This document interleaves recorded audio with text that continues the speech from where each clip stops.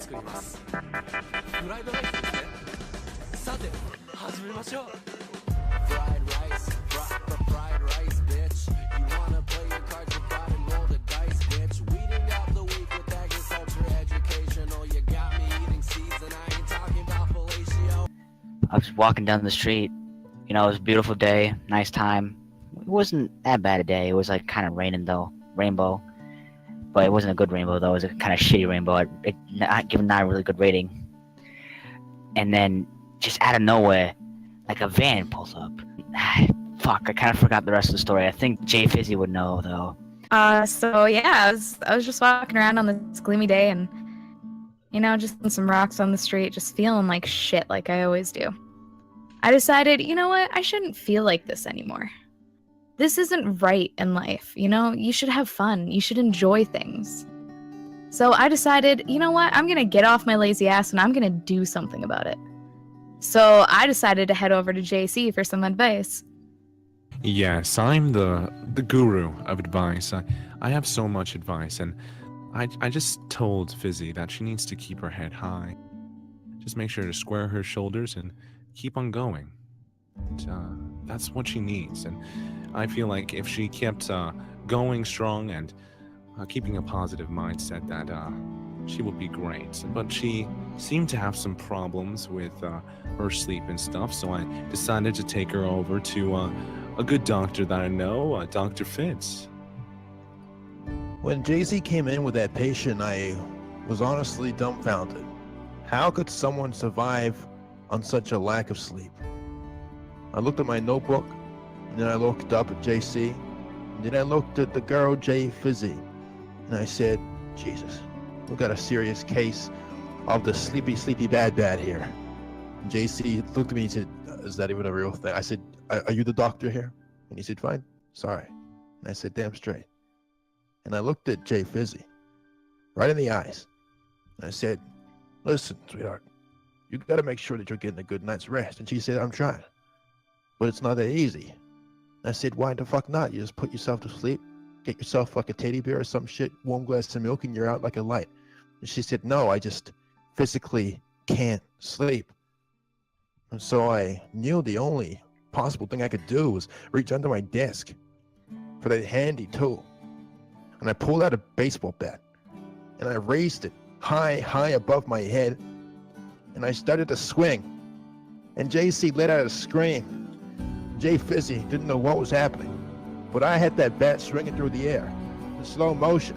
JC dropped his coffee and spilled on the ground, and it made a terrible whooshing sound as I swung like a fucking baseball player. I swung and I hit the outer layer of Jay Fizzy's skull. And at that moment, she went to sleep. And JC, what did you do then? Well, honestly, I was still quite shaken. That coffee was with me for the entire afternoon, and I have to say I was quite devastated from the lack of my beverage in my hand, but I was overall dumbfounded by a second event. Fitz had KO'd Jay Fizzy. But she was... Is that true? I hear her snoring. It looks like Jay Fizzy completely fell asleep. A pediatrician named Brad walked in and screamed, holy shit, she has a giant welt on her head.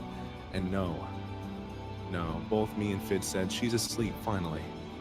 And Brad decided to call the cops. So I was on the phone with these policemen saying, we've got a lady in here. She's out cold on the floor. And man's got a baseball bat covered in blood. And I didn't know what to think. And they were saying, don't worry.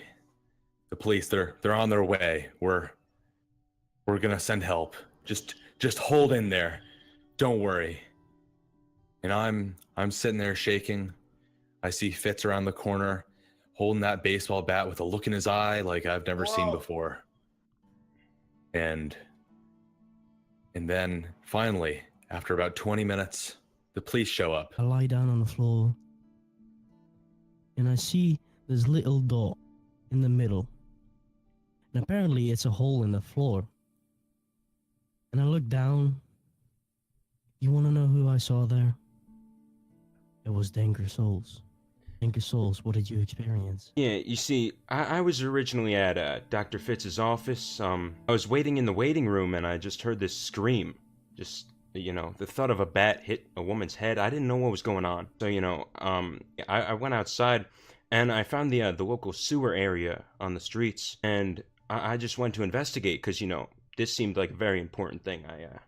I crept down the little ladder and walked through the sewers. It was disgusting. Found remnants of iDubbbz and Keemstar in there, but on my way, I actually was able to dig into the office and discover more on this scene. And when I got up in there, I went and asked my boy Daniel something. Yeah, he came up to me and asked me, "Yo, the fuck's going on in there?" And I say, I don't goddamn know. I just got here, man. I was eating this damn sewer rat. Why the fuck did you expect me?" And then he goes back, "No, just poke your head up and see what's happening." And I go, "Okay." I poke my head up, see Fitz, beautiful man Fitz, just holding a damn bat against someone's head. Be like, "Fuck, dude, what the hell?" Oh, damn you all! Fuck this! No, goodbye.